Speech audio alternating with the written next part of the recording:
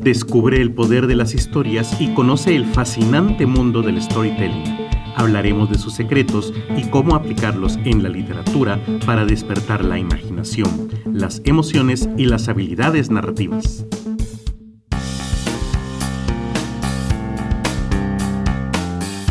Estás en Charlas Literarias, un espacio para hablar de libros y literatura. A continuación, Javier Martínez, interlocutor.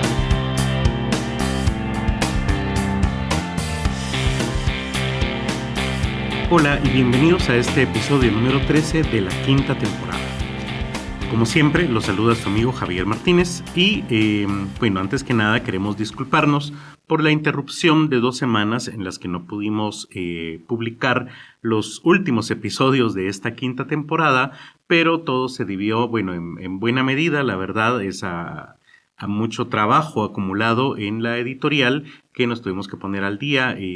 Pues por suerte tenemos bastante trabajo que hacer y lamentablemente no pudimos preparar como se merecen un episodio o los episodios respectivos, y antes pues de subir cualquier cosa, la verdad mejor preferimos darnos un tiempo para poder preparar algo de calidad como están acostumbrados. Además, casualmente la Radio 1900 Radio en línea, que nos transmite los jueves, también casualmente tuvo problemas técnicos durante esas mismas 2 semanas, así que pues se dio la casualidad, así que estamos retomando ya la última parte de esta quinta temporada y volvemos. Y bueno, el tema que hemos preparado para hoy es, de alguna manera surgió del último tema que abordamos, la escritura creativa. Hoy vamos a hablar acerca del storytelling, que tan de moda se ha vuelto entre autores, y hay una gran cantidad de academias que están impartiendo cursos de storytelling. Pues nos llamó la atención y queremos abordar y aclarar de qué se trata este concepto. Bueno, en resumen, es una técnica narrativa que busca transmitir un mensaje, idea o emoción a través de la estructura de la historia. Es una herramienta poderosa que permite conectar con la audiencia de una manera más profunda, ya sea en la literatura, el cine, la publicidad o cualquier otra forma de comunicación. Obviamente la que nos interesa acá es la literaria. Aquí vale la pena detenerme un momento y comentarles algo. Muchas veces veo yo en los famosos grupos de Facebook que les comento que participo sobre autores, editores, y otros temas relacionados con este mundo editorial, que hay una gran preocupación sobre qué debe dominar un autor, especialmente en estas épocas donde muchos se están autopublicando. Entonces resulta que el autor no solamente tiene que ser un buen escritor, sino también dominar la ortografía, dominar la maquetación del libro, casi que saber programar si es que necesita publicar un libro electrónico, saber de diseño para crear la portada, saber de ventas, mercadotecnia, publicidad, para hacer que su libro se difunda y se dé a conocer y efectivamente tenga lectores. En muchas ocasiones el autor subcontrata algunos servicios específicos que admite no dominar, como por ejemplo la diagramación o maquetación del libro. Sin embargo, siempre me ha llamado la atención que, aunque es fácil que muchas veces admitan no ser diagramadores y contraten a una persona para este trabajo, o ilustradores, quieran asumir entonces otros papeles como editores, correctores, mercadólogos, publicistas, community manager, si realmente tampoco lo son. ¿Dónde debe centrarse entonces el escritor? Bueno, debe centrarse en contar una historia. Es más, a veces, si debería poder elegir, no me importa tanto como editor que el autor domine al 100% la ortografía, pero que me dé una buena historia. ¿Por qué? Porque como editor, y el autor también puede hacerlo, puedo contratar a un corrector de estilo, eso sí, que sea con experiencia, ¿verdad? No la secretaria que sabe más o menos de ortografía o el amigo que ha leído más de 10 libros. Tiene que ser un profesional de las letras, especializado además y con experiencia en la corrección de estilo, que es una disciplina pues muy específica. Entonces, Puedo contratar a un corrector de estilo para mejorar la calidad ortográfica del documento. Y aquí vale la pena que lo aclare también. Un corrector de estilo no le cambia al autor su historia, no se mete a cambiar nada de la historia. En último caso, quien haría eso, pero tampoco lo cambia, sino que sugiere cambios para mejorarla, es el editor. Pero prefiero un autor que cometa faltas de ortografía, pero que me narre de una manera extraordinaria un suceso en su cuento o en su novela o en su poema, a aquel autor que no tiene ni una sola falta de ortografía, pero que me entrega un libro aburrido, un libro soso, un libro que es una colección de lugares comunes, por ejemplo.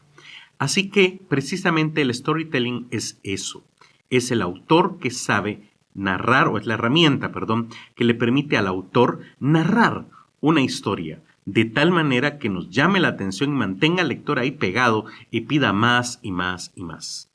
De hecho, el storytelling se basa en la premisa de que las personas están naturalmente inclinadas a escuchar y recordar historias, y que estas historias tienen el poder de generar empatía, despertar emociones y captar la atención de manera efectiva.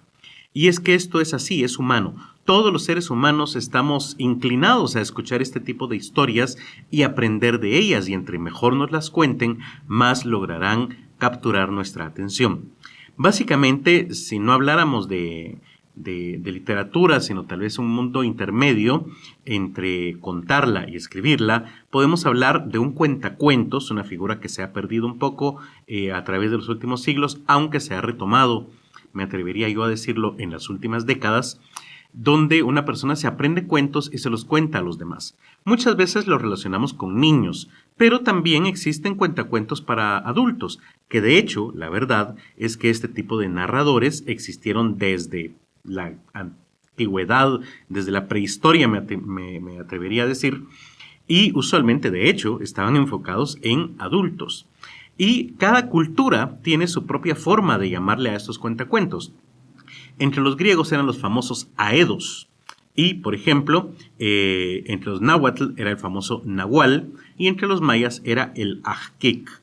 Un ejemplo de ello lo encontramos en el lienzo de Cuauhtémoc, obra de la que creo que ya he hablado antes, especialmente cuando hablé de los libros prehispánicos, pero básicamente el lienzo de Cuauhtémoc, que además de ser el primer mapa de Guatemala, hecho apenas en los primeros años, primera década de la conquista, realmente era un lienzo que funcionaba como una ayuda visual precisamente para uno de estos nahuales que relataban la historia a los hijos y nietos de los soldados que habían estado ayudando a los españoles en la conquista de Centroamérica.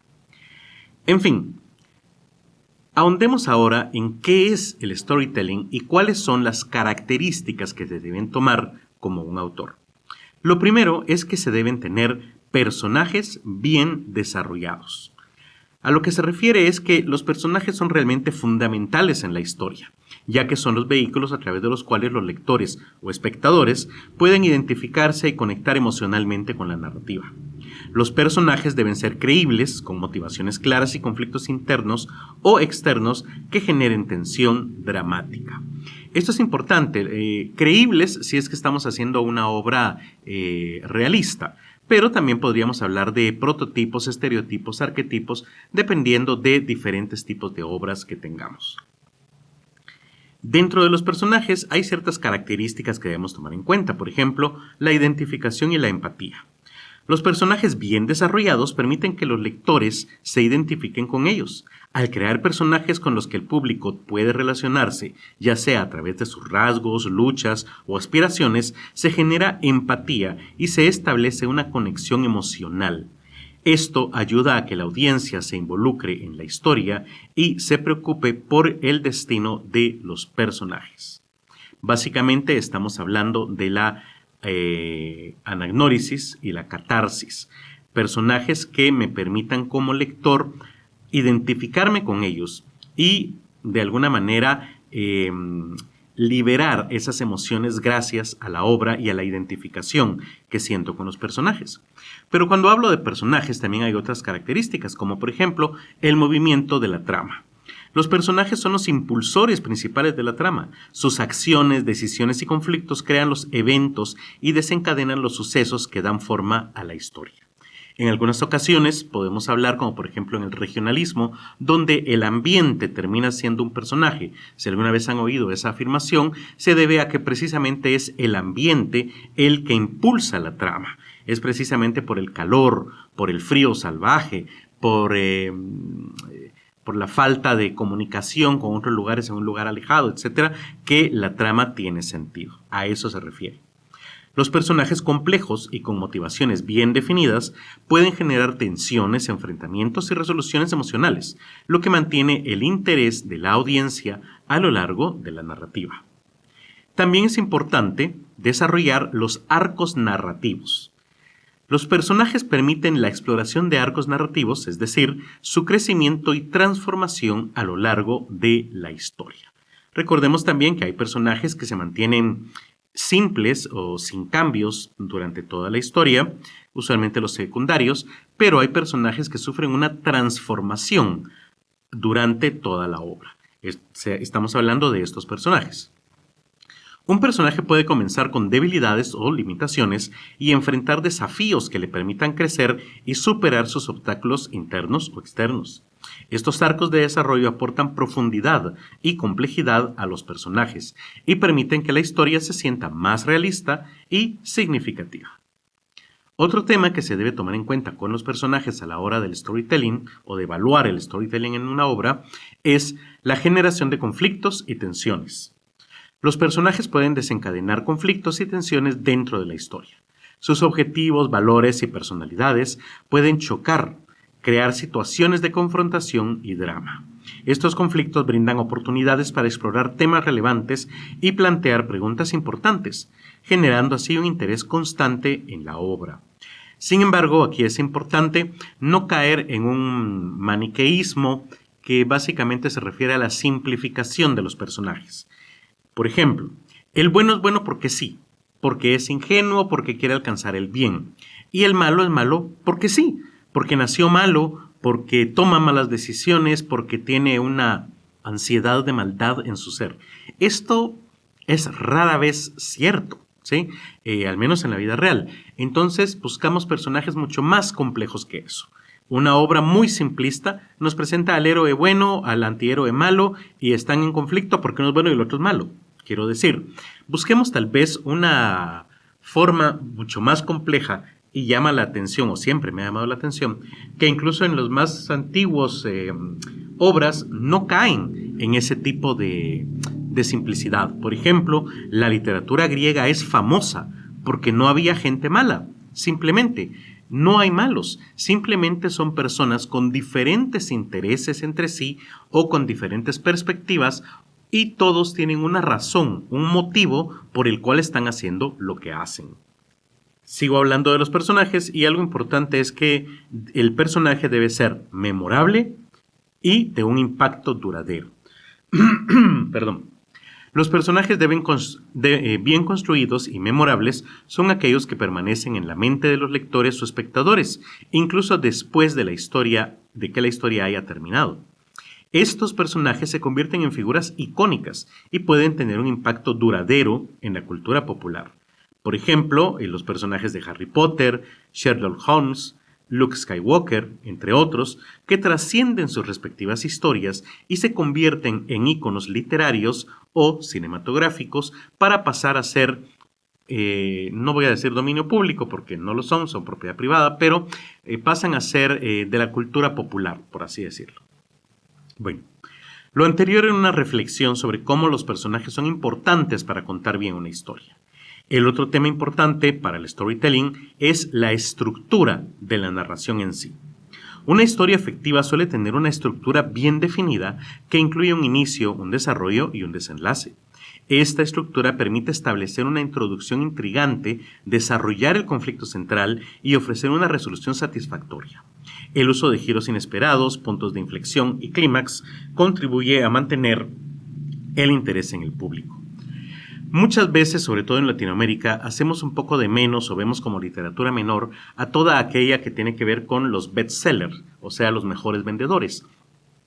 Y debo decir que, aunque coincido un poco con esa forma de ver la literatura, debo decir que estos bestsellers, que muchas veces se venden, por ejemplo, junto a las cajas de los supermercados, por así decirlos, por precios muy bajos, porque su punto de venta está en la cantidad y no en la calidad, pero debo decir que manejan usualmente una estructura narrativa muy interesante, que mantiene al lector pegado al libro y lo entretiene. No hay absolutamente nada de malo en que una obra literaria entretenga. Al contrario, esa es su definición. Ya si logra una reflexión cultural, filosófica, espiritual, es añadido. Pero lo primero es que sea entretenida. De nada me sirve lograr una obra profunda si nadie la va a leer por aburrida. Pensemos en Nietzsche, ¿sí? En lo personal, y no solo en lo personal, en general se le considera uno de los filósofos más trascendentes de los últimos siglos en el mundo, y cuando leemos sus obras son interesantes. Él utilizó muchas técnicas narrativas literarias para, sin ir muy lejos, en Así hablaba Zaratustra, para lograr captar la atención de su lector. Entonces, que sea filosófico, cultural, importante, reflexivo, espiritual, etcétera, no implica que no pueda ser entretenido y que tenga una buena estructura. Dentro de la estructura debemos tomar en cuenta algunos elementos, como por ejemplo, enganchar al público desde el principio. Una estructura narrativa bien diseñada captura la atención del público desde el inicio. El comienzo de una historia, conocido como el inicio o planteamiento, establece el tono, presenta a los personajes y plantea el conflicto principal. Es esencial crear un gancho inicial intrigante que despierte la curiosidad y motive al público a seguir leyendo. Dentro de esta misma lógica aristotélica, lo siguiente sería el desarrollo del conflicto y la tensión. La estructura narrativa proporciona el marco para el desarrollo del conflicto central de la historia. A medida que la trama avanza, se intensifica la tensión y aumenta la anticipación en torno a la resolución del conflicto. Elementos como los puntos de inflexión, los giros sorprendentes y los momentos climáticos se integran en la estructura narrativa para mantener al público involucrado y emocionalmente conectado. También debemos pensar en el ritmo y la fluidez. Una estructura narrativa bien organizada asegura un ritmo adecuado y una fluidez en la historia. Esto implica un equilibrio entre momentos de acción y momentos de calma, así como una progresión lógica de los eventos. Una estructura coherente y bien pensada evita saltos abruptos o lagunas en la trama, lo que puede desconectar al público y afectar la experiencia de la lectura. Aquí vale la pena tal vez recordar un poco cuando hablamos de los clichés literarios hace ya varias temporadas atrás y mencionábamos que uno de ellos es la calma antes de la tormenta, donde precisamente se suele poner un capítulo de calma, de tranquilidad y de reflexión antes de un capítulo de aventura o de mucha acción. Aunque es un cliché, la verdad es que funciona. Es más, se vuelve un cliché porque efectivamente funciona. Entonces, no digo que se haga, no digo que no se haga, o tal vez que se haga de una manera pues que no tan obvia o que sea más funcional, digámoslo así. En fin, siempre hablando acerca de este mismo tema, es importante la resolución satisfactoria. La estructura narrativa permite la resolución satisfactoria de la historia, o sea, el desenlace o clímax es el punto culminante de la narrativa, donde el conflicto se resuelve y se proporciona una conclusión satisfactoria. Una estructura adecuada garantiza que la resolución sea coherente con la historia y que las preguntas planteadas a lo largo de la trama encuentren respuestas.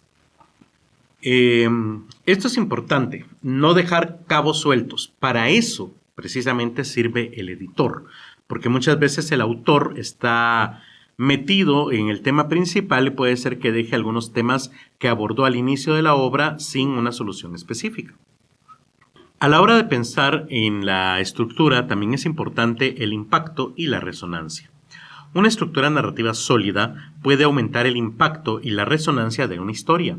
Al seguir una estructura bien definida, se puede construir una progresión de eventos que lleve al público a una experiencia emocionante y gratificante.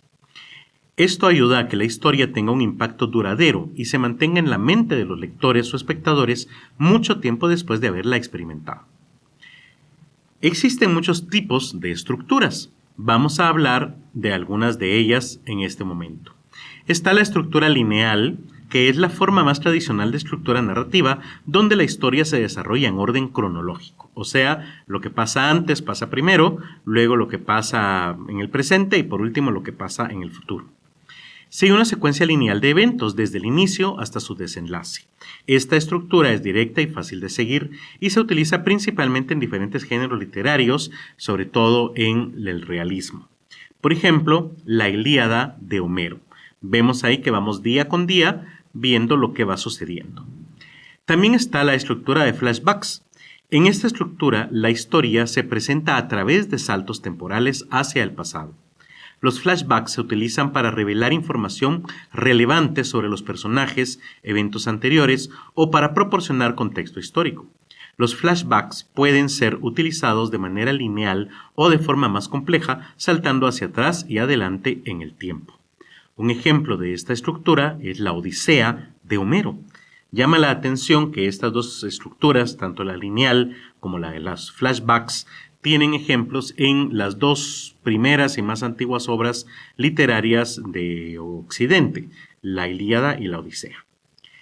Otra estructura es la que se conoce como en paralelo.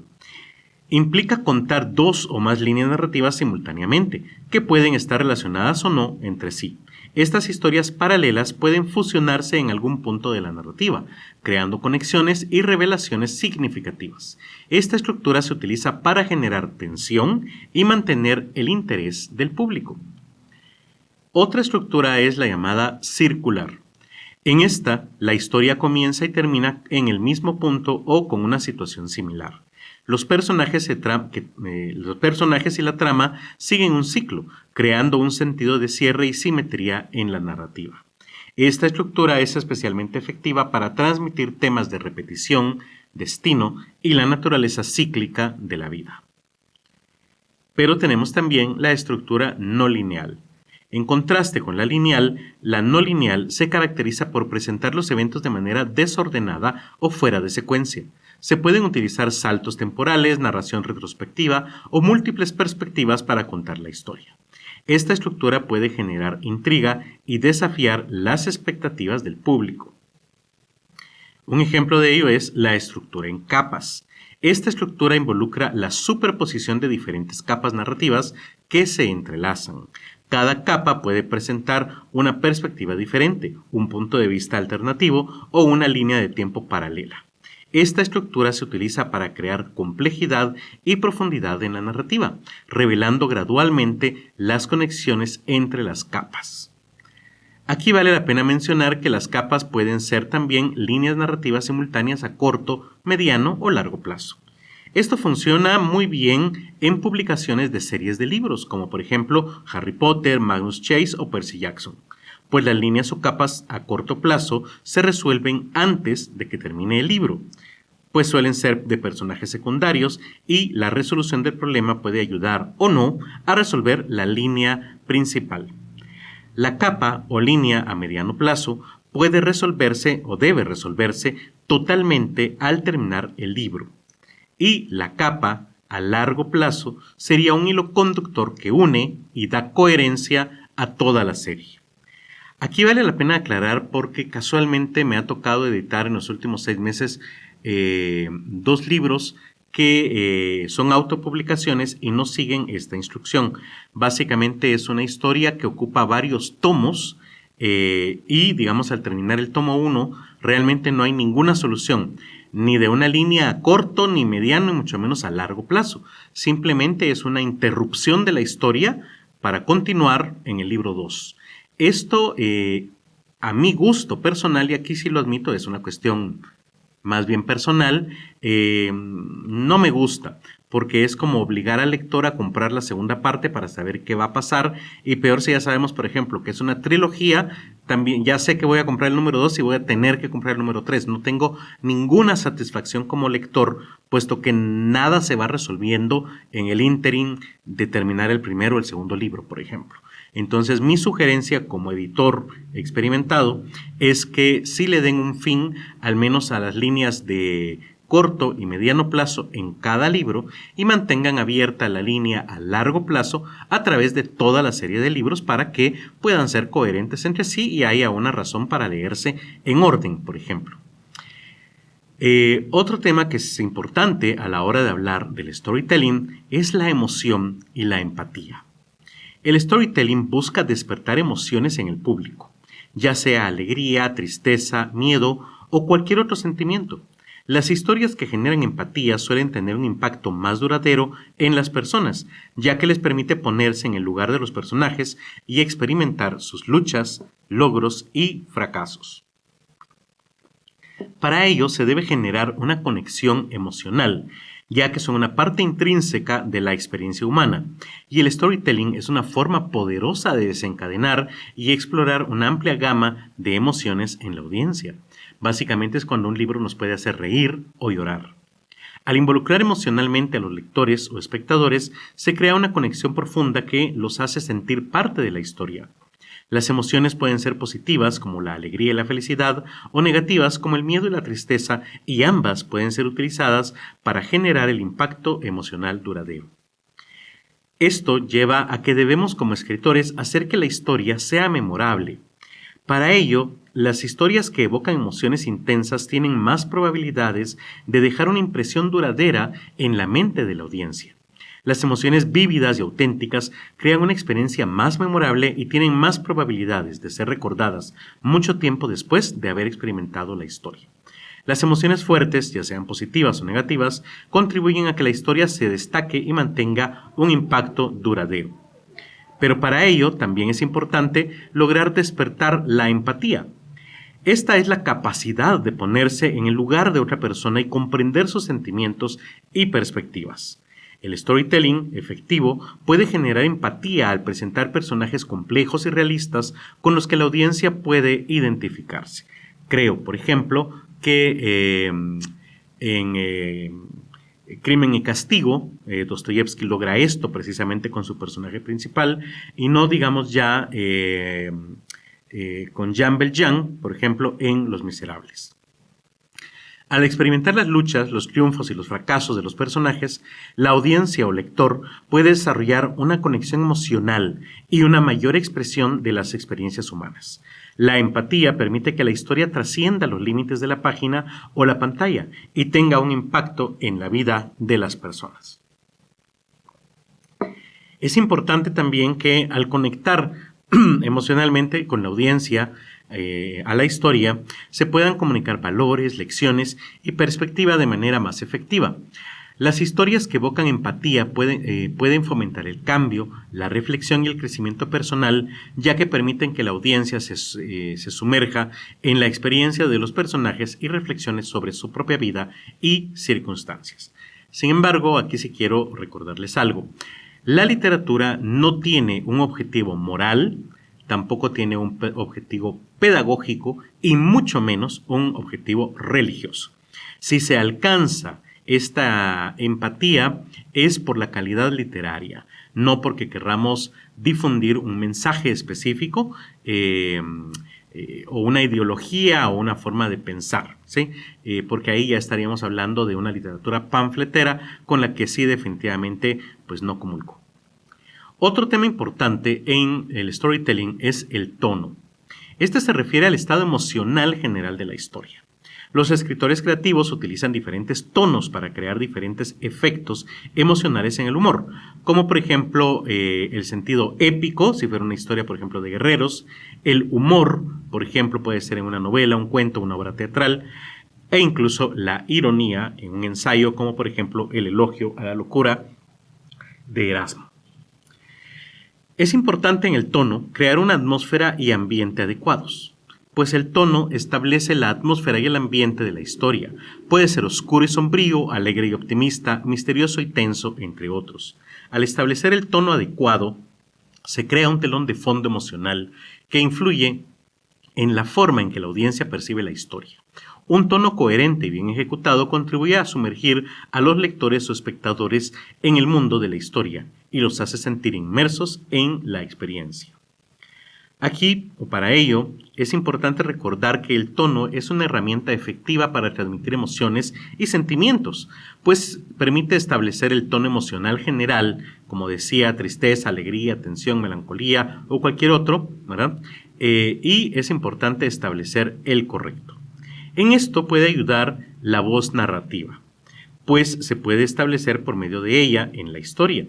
Puede reflejar la personalidad y la perspectiva del narrador o los personajes, influenciando la forma en que la historia se presenta y se percibe. Un tono de voz distintivo y consistente puede darle a la narrativa una identidad única y ayudar a establecer una conexión más profunda con la audiencia.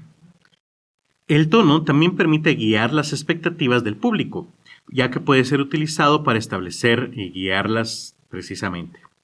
Puede sugerir el género de la historia, indicar si será una comedia, un thriller, un drama, etc. Esto permite que la audiencia se prepare para la experiencia y sepa qué esperar en términos de tono y estilo narrativo. El tono también permite utilizarse para crear contrastes y sorpresas, rompiendo las expectativas establecidas y generando un impacto emocional incluso mayor. Esto también incluso puede ayudar en la portada, o la portada más bien que se diseñe debe ser coherente con el tono de la obra. Además también, como ya lo decía, el tono nos permite sorprender al lector y evitar que escribamos una obra predecible. En lo personal, no hay nada que mate más a una obra que predecir o adivinar su final. Es importante, o por último, también mencionar que el tono permite reforzar los temas y mensajes, pues un tono coherente y apropiado puede darle mayor fuerza y resonancia a los mensajes subyacentes de la narrativa. Por ejemplo, un tono sombrío y oscuro puede enfatizar la tristeza y la desesperación de una historia sobre la pérdida, mientras que un tono esperanzador puede resaltar el mensaje de superación y resiliencia. Otro elemento importante cuando hablamos de storytelling son los elementos visuales. Para tomarlos en cuenta debemos crear imágenes mentales. Los elementos visuales, como las descripciones detalladas, permiten a los lectores o espectadores formar imágenes mentales vívidas de la historia. Esto les ayuda a visualizar los personajes, los escenarios y los eventos de la narrativa, lo que contribuye a una mayor inmersión en el mundo de la historia. Las imágenes mentales generadas a partir de los elementos visuales dan vida a la narrativa y permiten que la audiencia se conecte de manera más profunda con la historia. También ayuda a establecer el escenario y la ambientación. Los elementos visuales, como la descripción de paisajes, edificios, objetos y detalles visuales, ayudan a establecer el escenario y la ambientación de la historia. Estos elementos crean una atmósfera visual que sumerge a la audiencia en el entorno de la narrativa. Esto es especialmente importante, por ejemplo, para las novelas históricas, donde hay que ubicar al lector en cierta época y con ciertas características culturales o tecnológicas que van a ser relevantes para el desarrollo de la historia. Ya sea un paisaje exuberante, una ciudad futurista o un mundo de fantasía, los elementos visuales ayudan a transportar a los lectores o espectadores a lugares distintos y a experimentar la historia de manera más vívida.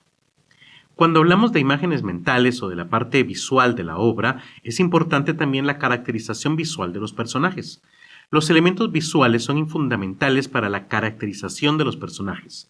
La descripción de su apariencia física, sus gestos, expresiones faciales, vestimenta y otros detalles visuales permite que los lectores o espectadores creen una imagen clara de los personajes en sus mentes. Esto ayuda a comprender sus personalidades, motivaciones y emociones y permite una mayor conexión emocional con los personajes a lo largo de la narrativa.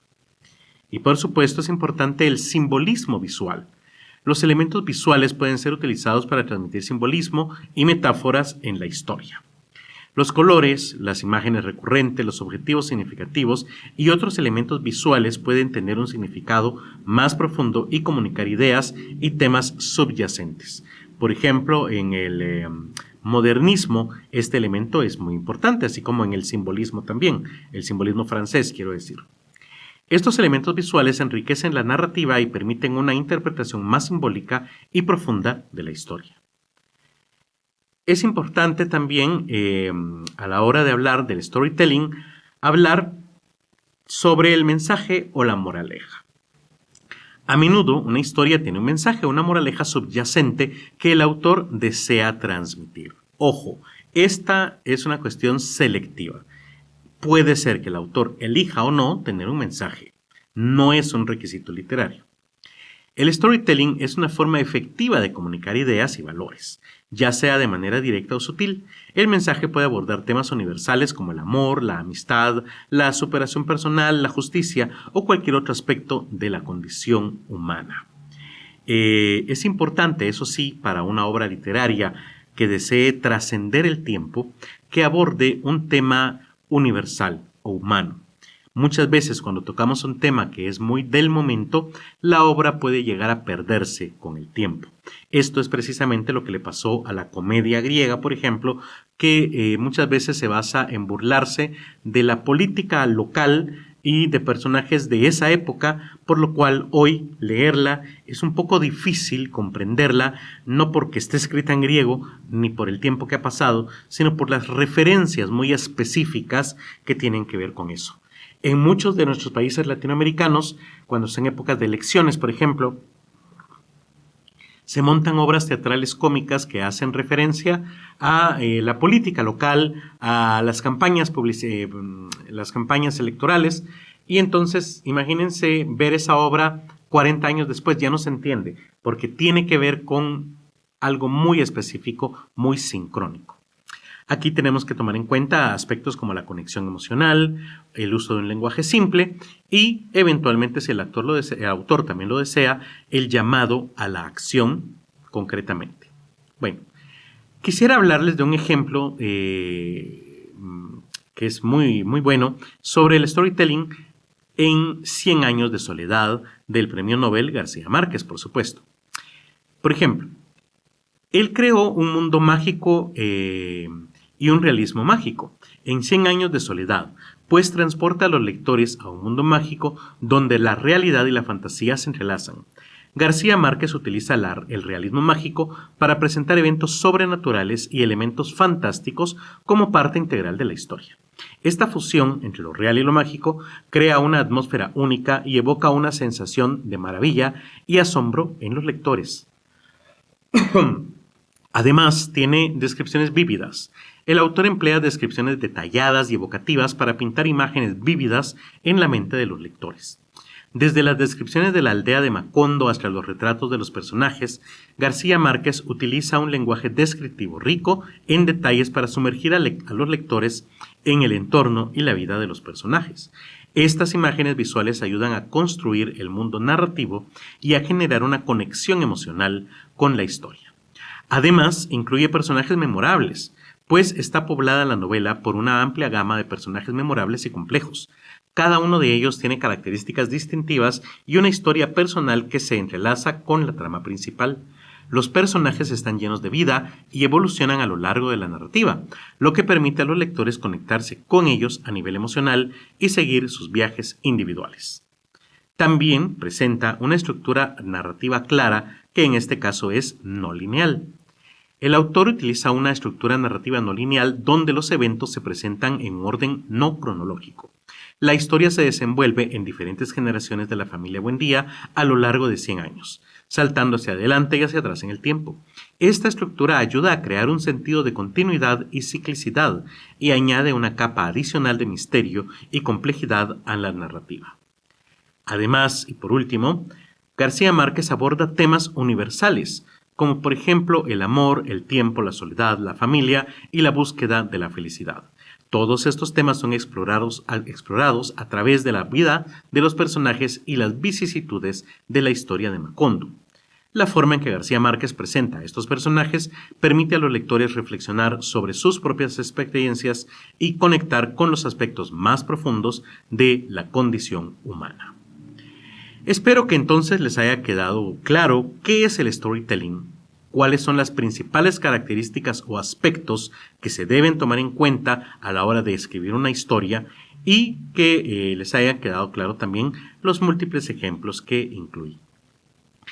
Mi nombre, les recuerdo, es Javier Martínez y pueden seguir al podcast en @casama en Facebook, Twitter e Instagram, así como en TikTok, donde estamos como Editorial Casama. También pueden seguir a nuestro patrocinador 1900 Radio en Línea en diferentes redes sociales. Por último, los invito a que sigan escuchando el podcast y nos escuchamos el próximo viernes de charlas. Charlas Literarias es producido y grabado en el estudio de la editorial Casama. Gracias a 1900 Radio en Línea. Cada jueves a las 7 de la noche se transmite este programa y cada viernes es viernes de charlas. Porque gracias a la editorial Casama encontrarás un nuevo episodio en Spotify, YouTube y otras plataformas similares. Síguenos en redes sociales como @Casama.